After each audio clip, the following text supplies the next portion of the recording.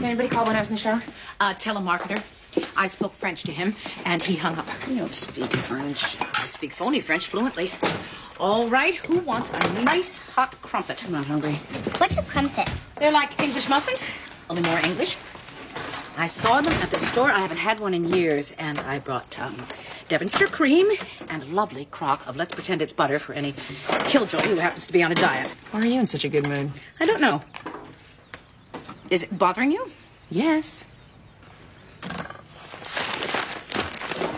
Look, Mamma Mia. Daddy and Misha are taking me to that for my birthday. Says who? Daddy bought tickets. They're taking me and Taylor. And first, we're having dinner at a fancy restaurant. Oh, well, honey, I think that's more of an idea. Your daddy can't plan your birthday without talking to me. Mom, you have to say yes. It's Broadway.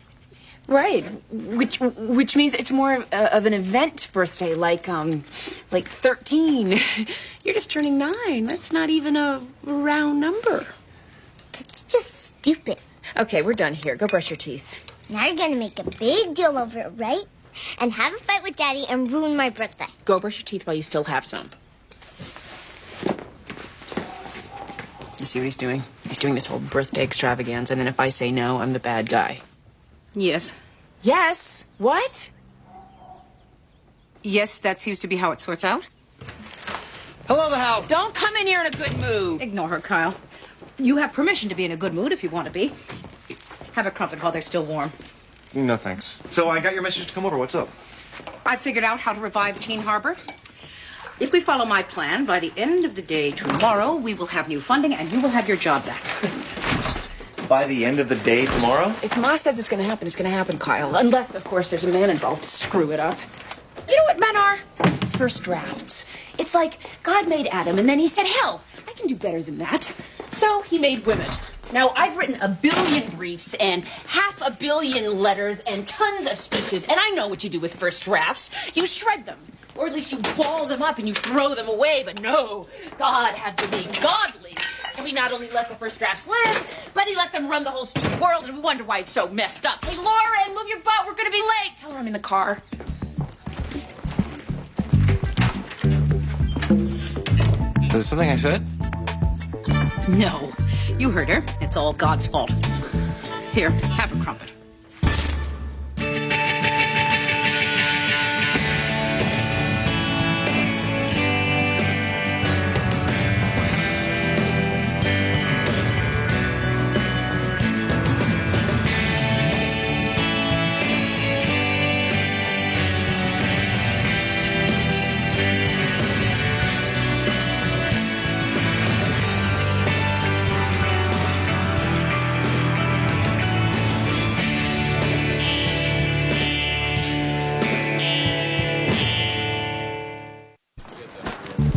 Tell me how long this alleged meeting is supposed to last. Okay, give me his voicemail. Good morning. No, it's not. Hey, Michael, could you please call me so that we can discuss Lauren's birthday, which you've already planned without bothering to consult me? And for the record, I am not okay with mega adventures on Times Square, nor am I okay with being the monster who sticks a giant pin into Lauren's birthday bubble. So will you please call me so we can figure out what to do about this mess you created? How do you and Mia handle birthdays? We alternate years. When it's not my year, I don't ask questions. It's a good system. I recommend it. Well, I'm a little confused because I've planned every birthday of Lauren's life. When we were married, I had to whisper to Michael what we got her while she was unwrapping it. And now, suddenly, he's the birthday fairy. He got married. You think Alicia's planning it? I don't know. It just sounds like they want to play family. Oh, you're right. Doesn't that just make you want to throw up? Donna! Oh, Judge Gray? Don't get any messages, no. None? Don't worry, he's probably in court. And Thank you. Phone. Donna, did you? I'm taking care of it right now.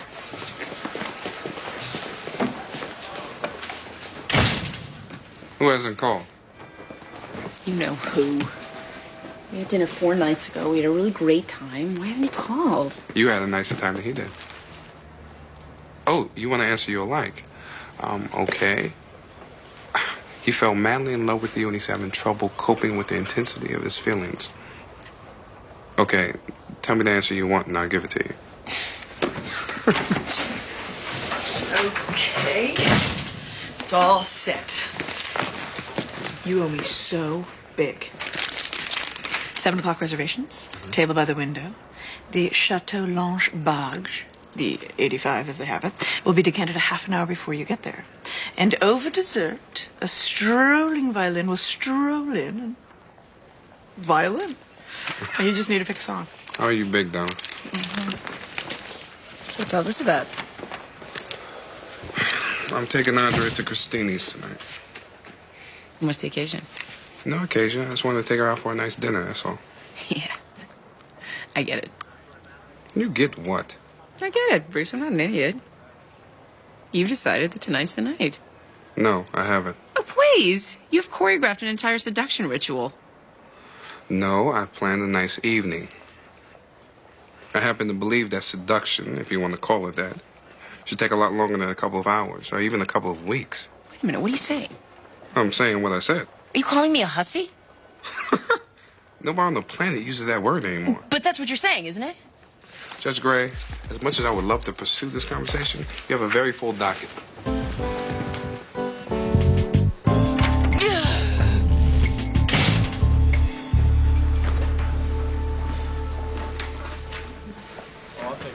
Not bad.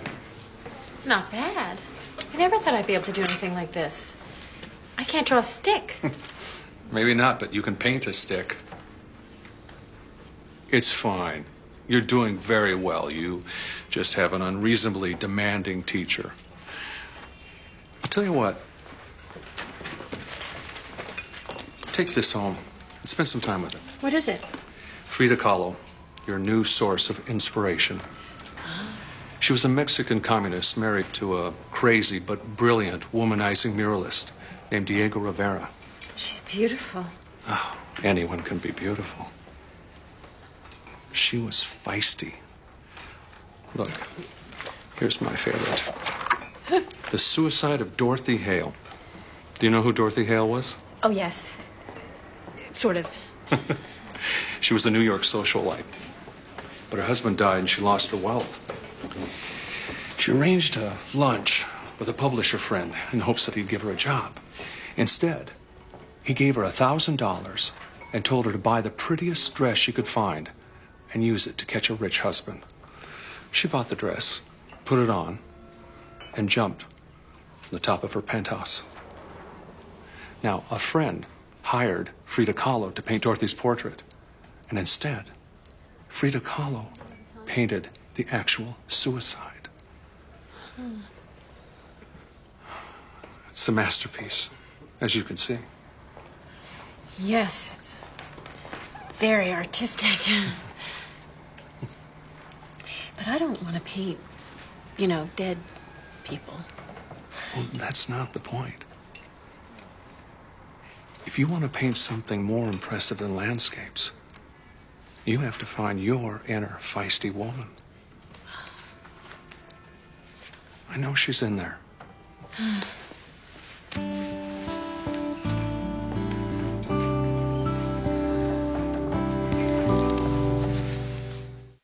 In the matter of 16-year-old Pamela Taylor, we are revisiting a custody arrangement. And I see that the terms of the divorce stipulated joint custody. That's been in place for 5 years. And I'm sure you're all ready to tell me why that isn't working anymore. So who wants to go first? Your Honor, my client feels that it would be in Pamela's best interest to stop going back and forth between houses, and that because of her age and circumstances, she should be with her mother. Your Honor, my client agrees. The house hopping has been very detrimental for Pamela. But she also feels Pamela would be better off living at her father's house. Okay. This is either an amazing show of altruism or a situation where no one wants the child. Which is it? Here's Pamela's record, Your Honor. It'll explain a lot. Actually, I think my file is more current. This is as of 2 days ago. She was picked up for shoplifting last night. Last night? Okay, just give them both to me, and I'll spend some time getting caught up on Pamela's extracurricular activities. And Mr. Van Exel will tell us when we're going to be here tomorrow. 11:30. 11:30 tomorrow.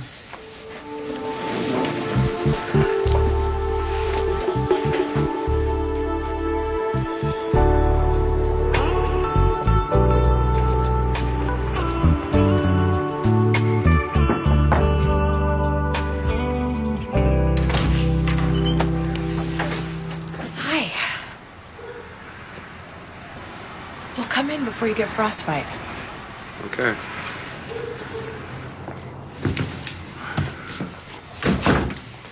What's all this? I canceled our reservation. You what? Well, if you haven't noticed, it's freezing outside, and I thought it'd be nice if we stayed inside. We can have a nice, quiet, cozy evening. Do you want some wine? Gracie's at her father's. We have the whole house to ourselves. I have a lovely Chateaubriand that's going to be perfect in about an hour and a half.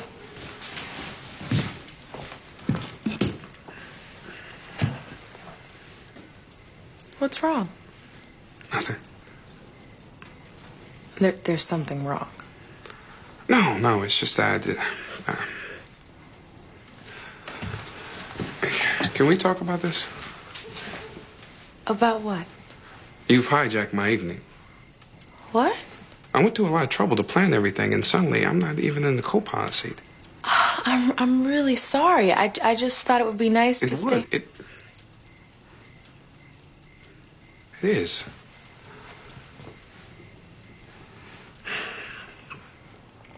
You know what? All of a sudden, I'm not in the mood for a big fancy evening. I think I'm just gonna go home. I'm sorry. I'll call you tomorrow.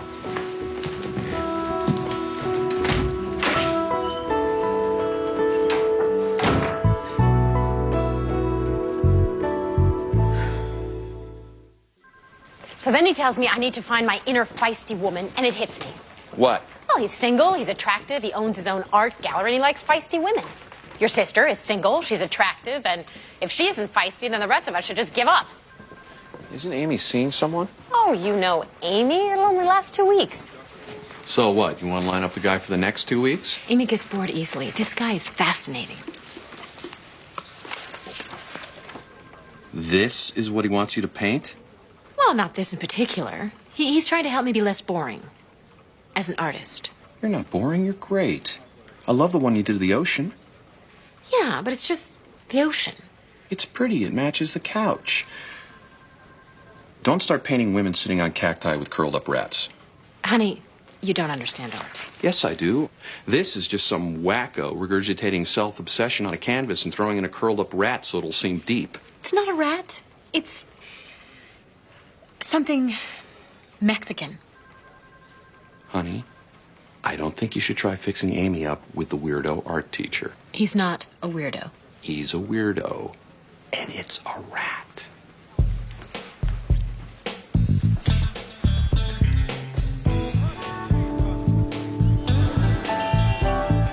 Michael, here's what I don't get. Up until this year, you didn't even know when Lauren's birthday was.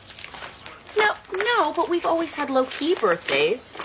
Back when I was planning them and you weren't interested, we agreed we weren't going to be those parents who hire magicians and get elephant rides. Broadway is too bigger than an elephant. Ask anybody. Well, no, here's what I think you're going to do. I think you're going to plan a normal birthday, and it better be something she likes so she's not angry at me for nixing the ridiculous birthday. Well, I don't know, Michael. Why don't you have Alicia figure it out? What's a normal birthday? Gee, I don't know. Maybe something that doesn't cost $300 a seat.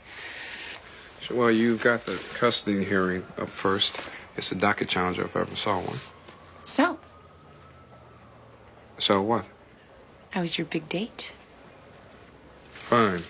You want to hear your morning? I'd rather hear your evening. Judge Gray, with all due respect, my evening's my own business.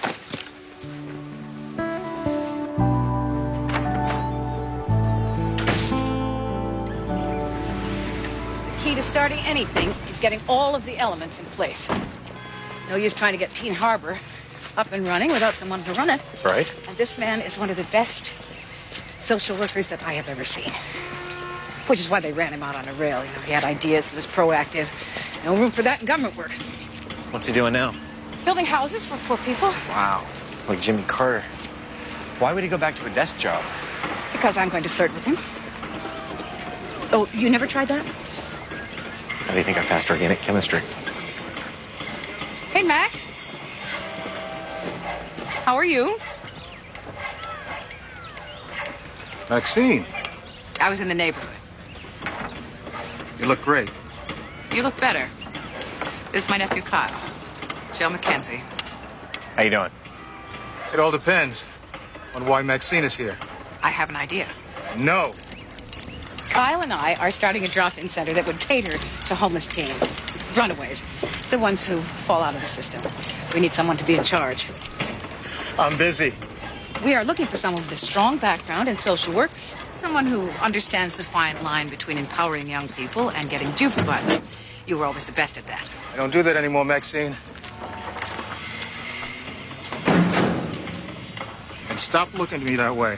This is an independently funded operation. You wouldn't have to deal with DCF at all. What way do you mean? The way you look when you want something from me. I'd almost forgotten about that look. I like what I'm doing. But you missed the kids. You were in it for the kids back. And no one was better than you, not even me. Maxine. Not that you aren't an impressive carpenter, but there are a lot of people who can hammer and saw. There are very few people who can get an abandoned, angry child to listen, let alone hope. What would it pay? More than you're making now. Where's the funding coming from? We're working on that. You get your money, and you come back and see me. I certainly will. You are good.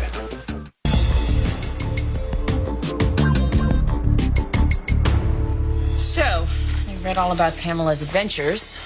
School detentions and suspensions, DUIs, driving without a license, numerous runaway attempts, and now this week she's taken up shoplifting. As I understand it, each side is arguing that Pamela's problems are caused by the stress of going back and forth between homes, and each side is arguing that the other side needs to provide the consistent home. That's correct, Your Honor. Well, I predict that no one's going to come out of it that easily. Mr. Taylor, what's your story? Your Honor, Pamela and Lynette don't get along. They never have. Pamela yells at Lynette and calls her names. As you can see, Lynette doesn't need that stress right now.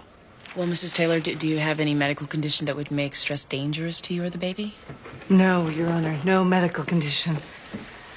But it's hard being my age and pregnant for the first time and working. I'm sure it is. Mrs. McGrath, what are things like when Pamela's at your house? Your Honor, we've tried everything. Curfews, taking away the computer, the phone, the television. We've spent, I can't tell you how much time and money in therapy. Pamela is a constant disruption in our house. She's a horrible influence on the younger children. Who are all Pamela's step-siblings? That's correct, Your Honor. 3 boys. Your Honor, we just want some peace in our house. So do we, Your Honor. Okay. Where's Pamela now? She's at school. What time will Pamela be joining us here tomorrow, Mr. Van Exel? 11 a.m. 11 a.m., everyone. Thank you. Okay. What is available for discussion? The Middle East is always good for a chuckle. Or we could talk about what we did last night. You go first. Okay, I finished reading Killing Pablo, and then I set the sleep timer to the History Channel. It sounds like something somebody would do alone. I told you it was a seduction ritual. Well, something interesting must have happened in between dinner and the History Channel. You know, it's bad for your digestion to eat lunch while your employer grills you about your personal life. Okay, it's even worse for your digestion to be a repressed, uptight Catholic. Would you please tell me how the hell this became about religion? Yesterday you accused me of being a tramp. No, you accused yourself. I had a bad evening. It didn't work out the way I planned, and it's highly possible I was a jerk. That's as much as I'm willing to tell anyone right now, even a close friend.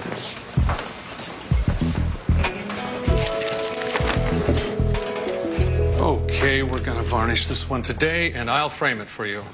Otherwise, you'll still be repainting that rock until your grandchildren are taking lessons from me.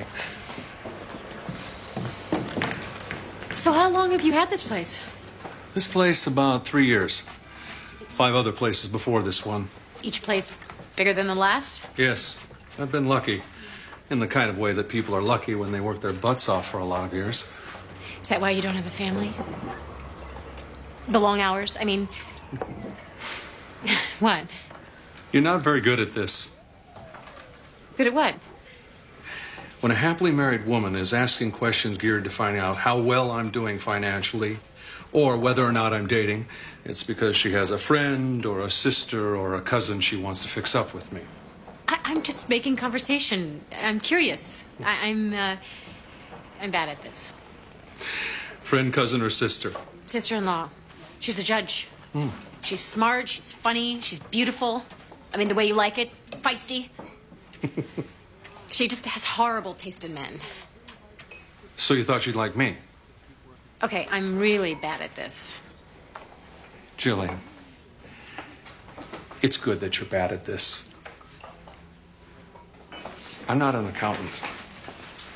I don't get fixed up on blind dates. People try, and I say no thanks. I do reckless, artistic things, like fall for happily married women who are terrified of the unconventional. I guess I like the challenge.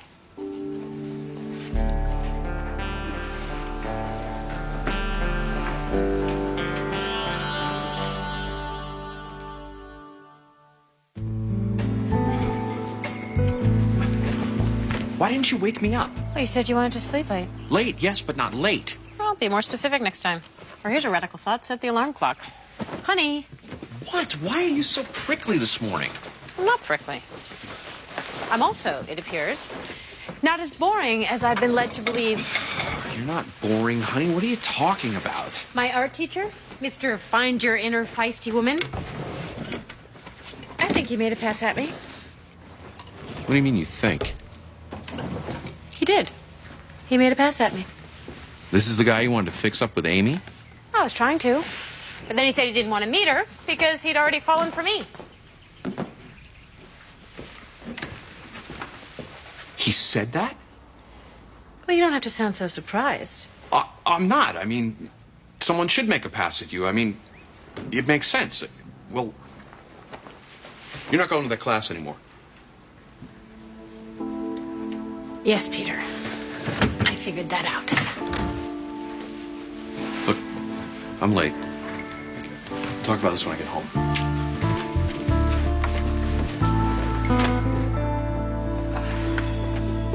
How is it going back and forth between homes?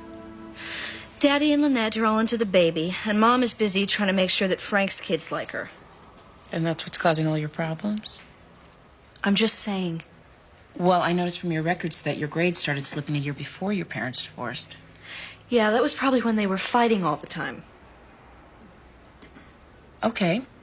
So you've been under a lot of stress for a long time, and it might not let up anytime soon. I'm sure someone has explained to you that everyone has problems and stress. Meanwhile, you cannot keep disrupting two households. Isn't that why we're here? To decide which household I get to disrupt? We're here to determine which situation is in your best interest. That is such a load of crap. No, you don't know what a load of crap is until you've spent a night in detention. Do you want to add that experience to your resume?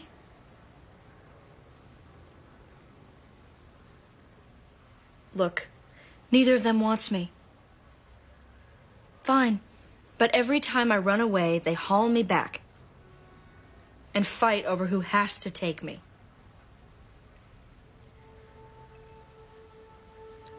What am I supposed to do?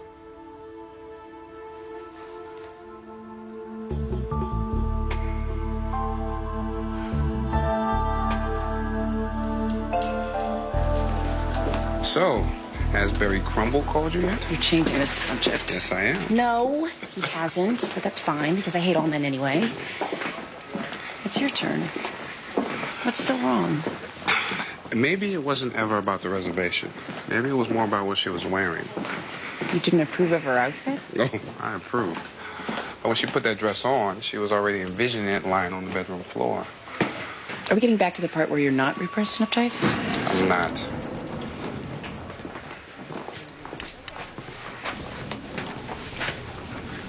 You know what I am? I'm a guy whose girlfriend got pregnant, okay? When I was a second-year law student. Did I ever mention that? I dropped out to get a job to support Mia and the baby. I thought we'd get married. And after Rebecca was older, I'd go back and finish law school. But that never happened because Mia had other ideas. Lots of other ideas. You really like this woman? Yes. Enough to be scared of her. Yes.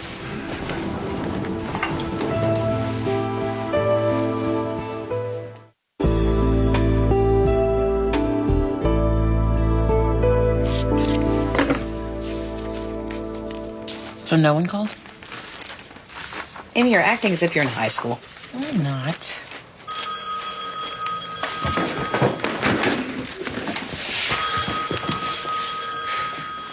That was mature. Hello? Oh, yeah, hey, Michael. No, it's okay. No, a slumber party sounds reasonable. Does she have enough friends in Manhattan for a slumber party? Oh? No, if the parents are willing to drive that far. Yeah, that's okay. Thanks for running it by me. Goodbye.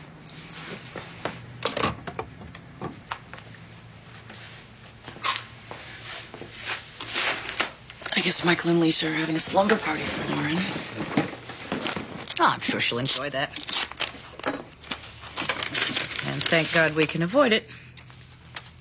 Yeah, I guess. Maybe I just don't like her being with them on her birthday. You don't have to like it, Amy. I gotta rule on this really ooky case tomorrow.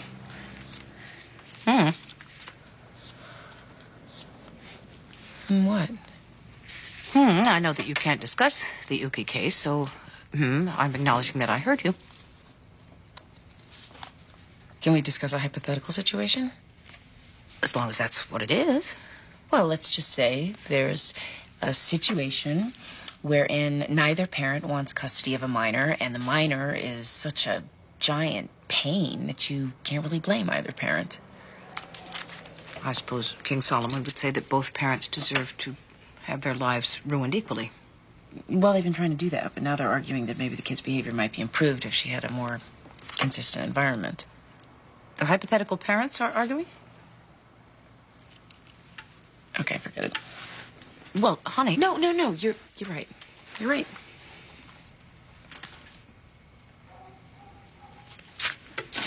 Take a look at this. What is it? One of those behavioral modification places for teens. You know, troubled, hypothetical teens. I thought you hated these places. Well, at least this one's in town, and they don't make them sleep in the woods or howl at anything.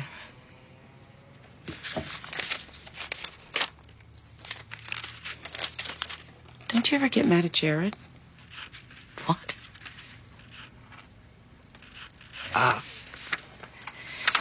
Why would I?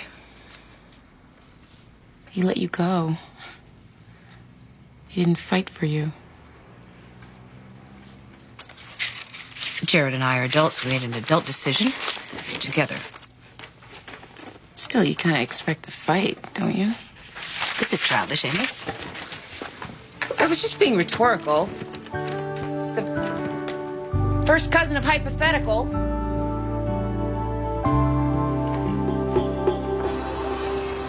Whatever happened to writing book reports on pieces of notebook paper? What do you mean?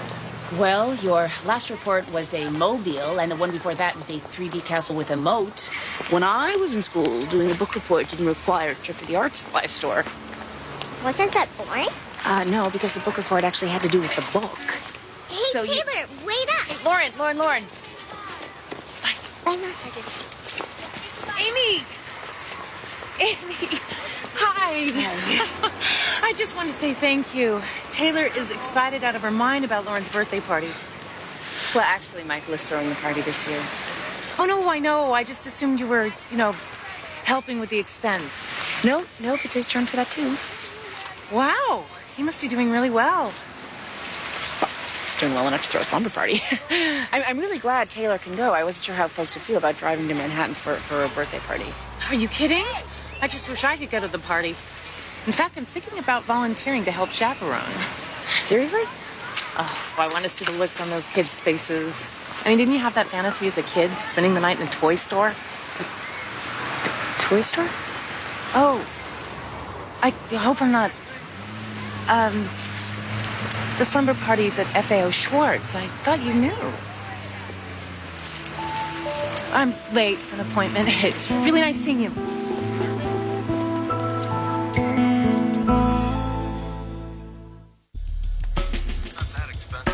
I'm on their website, Michael. I know exactly how much you're paying for this extravaganza. You could buy a car for that. You know what the website says. You don't know how much I'm paying. And frankly, Amy, it's none of your damn business. How is it none of my... Judge Gray, I was wondering, can I ask you for a favor? No. No? No, it is not the right time to ask me for a favor. Okay. Thanks. Just go ahead and tell me what the favor is. I'm scared too. Well, don't be. I'm not mad at you. Who are we mad at? Man! No, not you. Donna, did you know that you could throw a slumber party at FAO Schwartz? Not just you, but any fool who wants to and who's willing to part with 5 figures worth of income. Wow.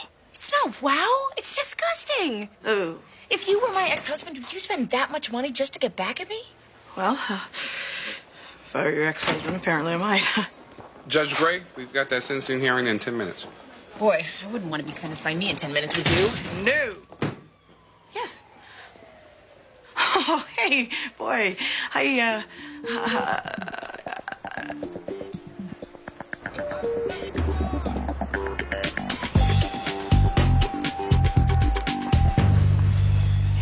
And so we decided it would make more sense to secure funding from one corporation rather than try to juggle the interests of all the benefactors on top of trying to run the facility.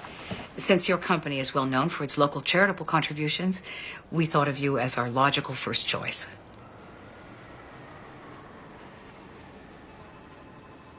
I drive by Teen Harbor every day, Mrs. Gray. I've seen the so-called children. The ones with the orange and green hair and the dog collar chains. Yes, I know how they look. I also know who they are. The fact is, the vast majority of homeless teens are on the street because they don't have another choice. Without a place like Teen Harbor, they are at the mercy of the elements, the perverted predators, and yes, they are at the mercy of their own idiotic teenage judgment. But if you were to spend some time with them, you would realize they really are children. That's all very heartwarming, but we're not the Salvation Army.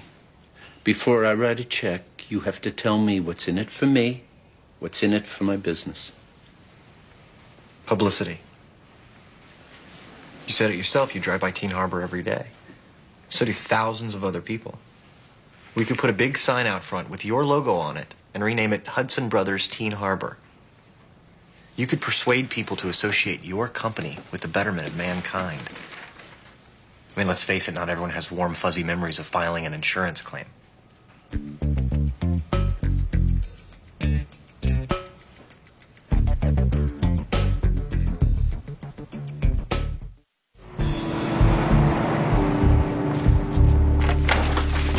All rise.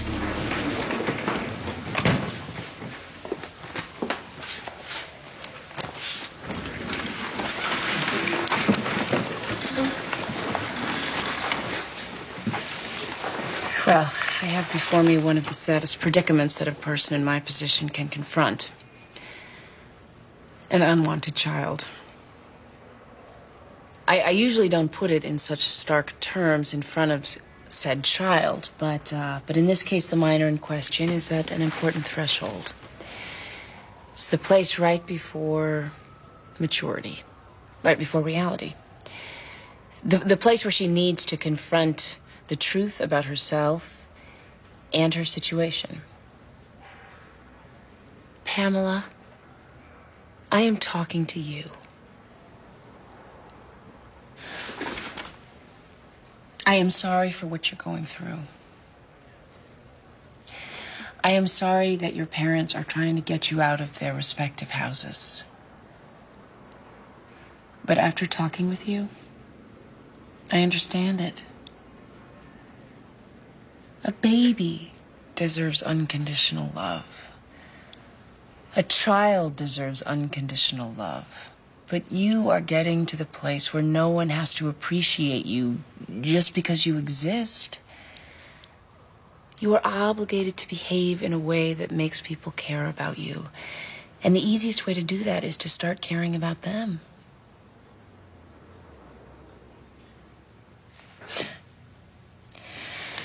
Okay. Well, I'm not going to modify the custody agreement at this time. I have examined Pamela's probation record, and based on the circumstances of her most recent arrest, I have grounds right now to lock her up. But instead of detention, I am hereby ordering Pamela to spend 30 days in a behavior modification rehab program. What? You mean like camping and crap? Mom, you're not going to let them send me to some rehab place, are you?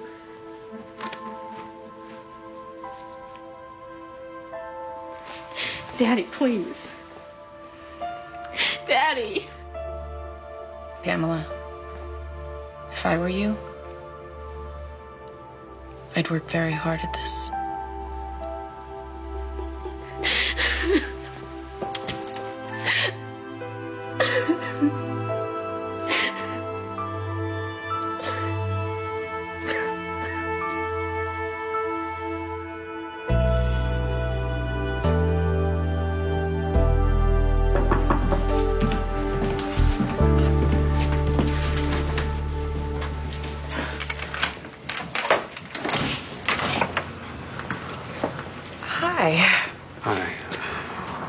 I know I was supposed to call, but I wanted to say this in person. But do you want to come inside? No, it's short. You don't know me all that well. You don't know my history. It's not that I don't think that you're, I need for things to proceed more.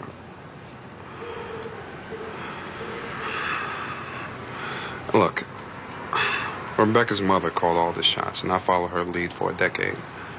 By the end, she had lost all respect for me, and so had I. I'm not going down that road again. So I'll spend the night when and if we decide it's time.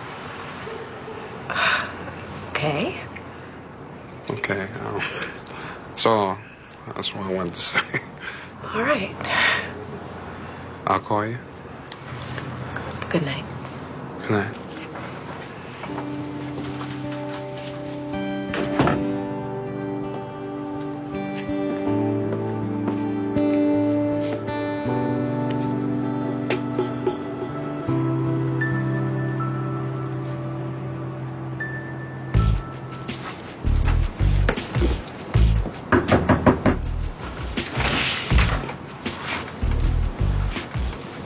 Okay, it's time.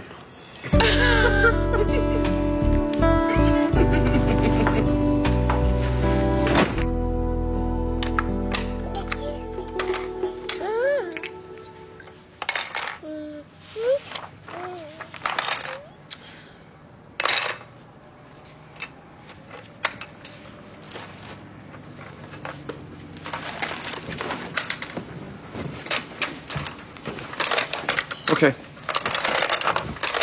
Let's go. Where? Get Ned's jacket. We're going for a ride.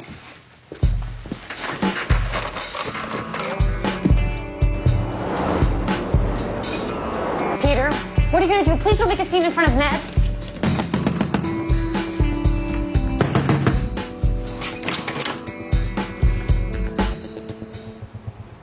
Jillian. And this must be... This must be her husband, the boring, conventional insurance agent. And this is Ned, our boring, conventional toddler. You know what really irks the hell out of me? People like you who call themselves free-spirited artists and think that justifies any way they want to behave, when the truth is, you're nothing more than a common, everyday scoundrel trying to guilt my wife into having an affair with you by convincing her she's boring if she says no. I told Jillian she has to stop taking your classes, but you know, that's really not fair, because she loves painting, and why should she have to stop? So I'm here to tell you, if you say one more disrespectful word to her, I'm going to drive back over here and make you sorry. Are we clear? Yes. Okay. You know, I really don't feel like driving back over here. And there are plenty of places where Jillian can take art classes.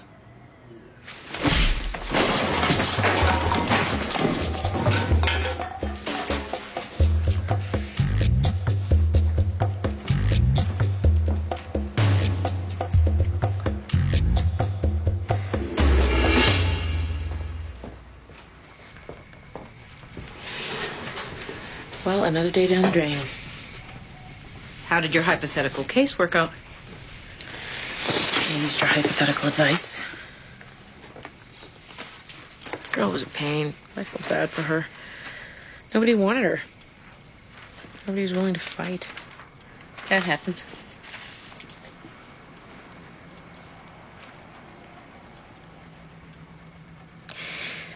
How do you know when to give up?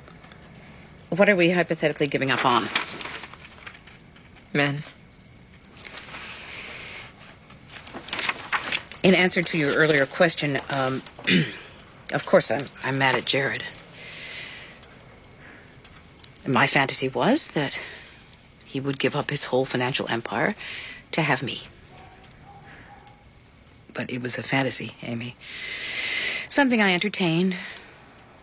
I know that's not the way things actually work. You ever worry that you're becoming the kind of person who isn't worth the fight? No, I don't worry about that. I feel that my only job in life is to be who I am.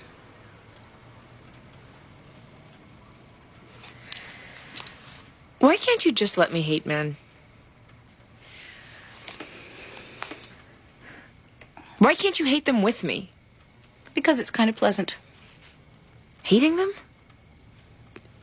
No, missing them.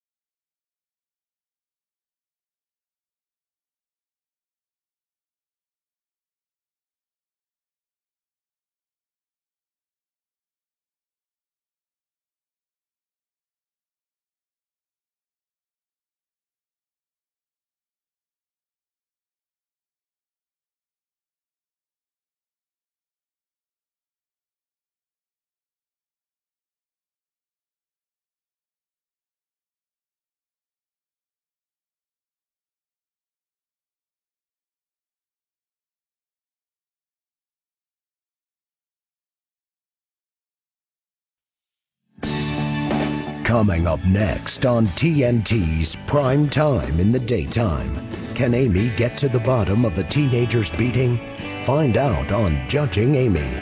Next on TNT.